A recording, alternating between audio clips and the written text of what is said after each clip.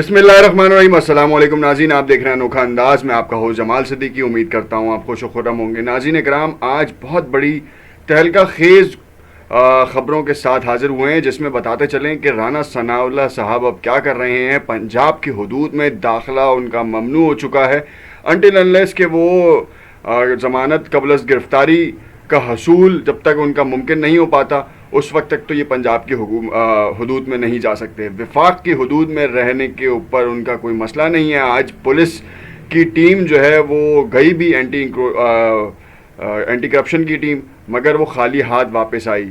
क्यों SHO ने तामील ना की अदालत के हुक्म की? क्योंकि अदालत की तरफ से शायद एक कोताही रह गई, या फिर कुछ एक टेक्निकल वजूहात की वजह से जो है वो इनकी गिरफ्तारी का मामला जो है वो पोस्टपोन हो गया। अब क्या होगा आगे, इसके हवाले से बात करेंगे। आज आर्मी चीफ ने जो बयान दिया है, जो कहा है, पासिंग आउट परेड की तकरीब से खिताब करते हुए उन्होंने किसको मुखातिब किया है, इसके हवाले से बात करेंगे। और क्या कहा है आर्मी चीफ ने, ये बड़ा इंपॉर्टेंट है। दूसरी जानिब इमरान खान साहब, जिनके ऊपर तलवार लटक रही है, मुतादिद मुबस्सरीन तज्जियाकार ये कहते नज़र आ रहे हैं कि जैसे ही 12 रबी अव्वल जो है वो ख़त्म होती है, उसके बाद दमादम मस्त कलंदर की तैयारियां हैं। एक तरफ इमरान खान ने तैयारियां की हैं तो दूसरी तरफ हुकूमत ने तैयारियां की हैं।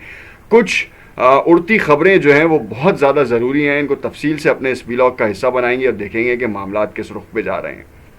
नाज़रीन कराम, मुझसे पहले तफसील में जाने से पहले इल्तमास करते हैं, अगर आपने चैनल को सब्सक्राइब नहीं किया तो उसे ज़रूर सब्सक्राइब कर लें ताकि आने वाली तमाम वीडियोज़ के नोटिफिकेशंस आपको मिलते रहें। नाज़रीन कराम, एक ख़बर के ऊपर सबसे पहले एक जायज़ा ले लेते हैं और उसके बाद जो है वो मामले को देखते हैं कि इस वक्त जो राना सनाउल्लाह साहब का जो मामला था, वफाकी वज़ीर दाखिला राना सनाउल्लाह की गिरफ़्तारी से मुताल्लिक़ SHO थाना कोसार ने वारंट गिरफ़्तारी की तामील करने से इनकार कर दिया।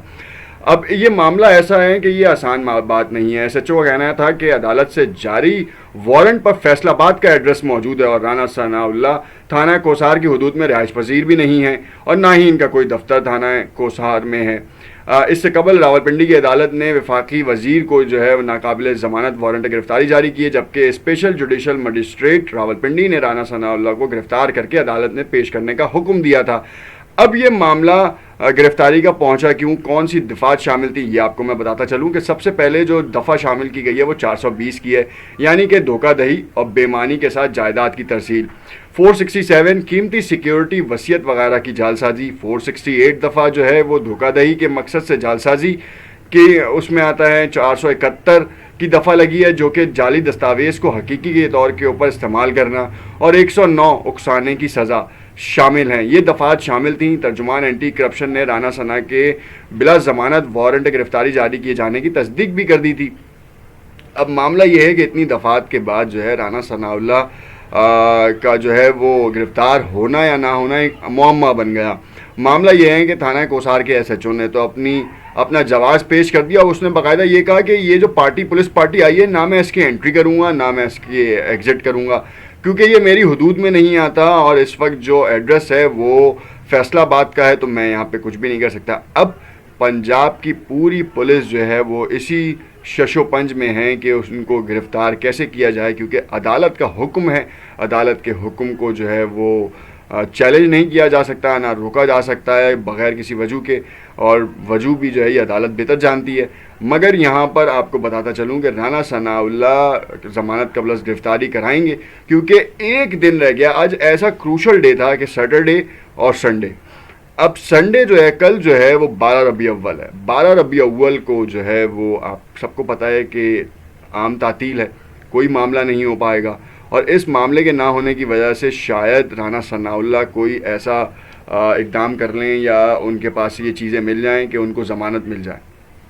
कहना जो है वो गलत नहीं होगा कि वो मिल सकती है, मगर यहाँ पर बड़ी ही इम्पॉर्टेंट चीज़ ये है कि जब से इस्लामाबाद के अतराफ़ में कंटेनर्स लगाए गए हैं और उसको बंद करने की तैयारियां की जा रही हैं, क्योंकि इमरान खान साहब ने लॉन्ग मार्च की डेट के हवाले से 12 रबी अव्वल का इंतज़ार करने का कहा यह जा रहा था कि 16 अक्टूबर हो जाएगा। फिर उसके बाद मुतज़ाद इत्तलात ये सामने आना शुरू हुई कि 16 अक्टूबर से पहले ही हुकूमत कोई बड़ा फ़ैसला कर सकती है, और हुकूमत जो है वो इस वक्त PDM की इत्तेहादी जमातों की मशावरत के बाद जो है इस्लामाबाद को बंद करने का जो उनका जो प्लान था वो पूरा करने जा रही है। और इस वक्त जो है कंटेनर्स की तादाद آپ سب کے سامنے ہیں. روز بروز آپ کو ٹی وی پہ بھی اطلاعات ملتی جا رہی ہیں.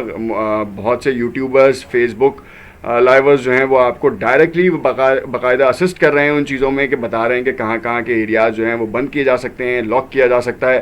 بہت سے کی طرف سے تو یہ بھی خدشات ظاہر کیے جا رہے ہیں کہ غذائی قلت کا بھی اندیشہ ہو سکتا ہے اسلام آباد کو، جس طریقے سے کنٹینرز وہاں پہنچائے گئے ہیں.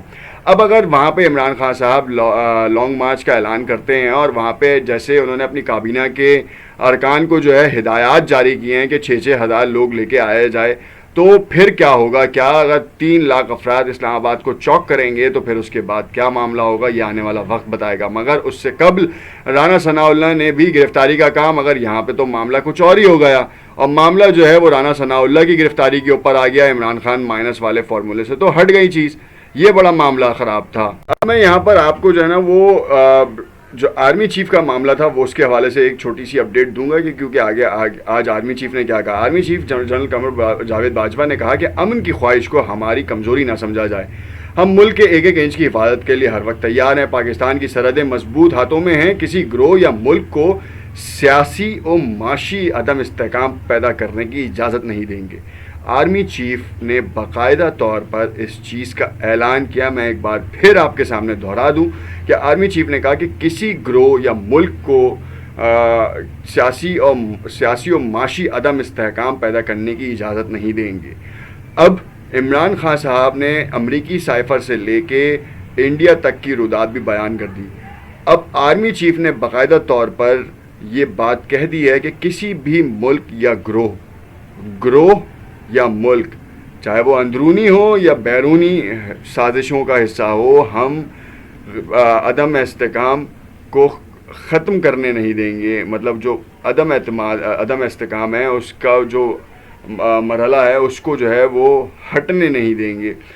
معاملات کو روکیں گے. اگر سازشی عناصر ہیں تو انہیں روکا جائے گا، چاہے بزور طاقت جو ہے وہ تمام معاملات کو حل کیا جائے گا. باقی آپ سب کے سامنے ہیں کہ کاکول میں 146ویں P M A long course کی پاسنگ آؤٹ پریڈ سے خطاب کرتے ہوئے آرمی چیف نے باقاعدہ طور پر کہا کہ میرے لیے اعزاز کی بات ہے. پاس آؤٹ ہونے والے کیڈٹس کو مبارکباد پیش کرتا ہوں. اس عظیم ادارے سے پاس آؤٹ ہونا آپ کے لیے اعزاز کی بات ہے.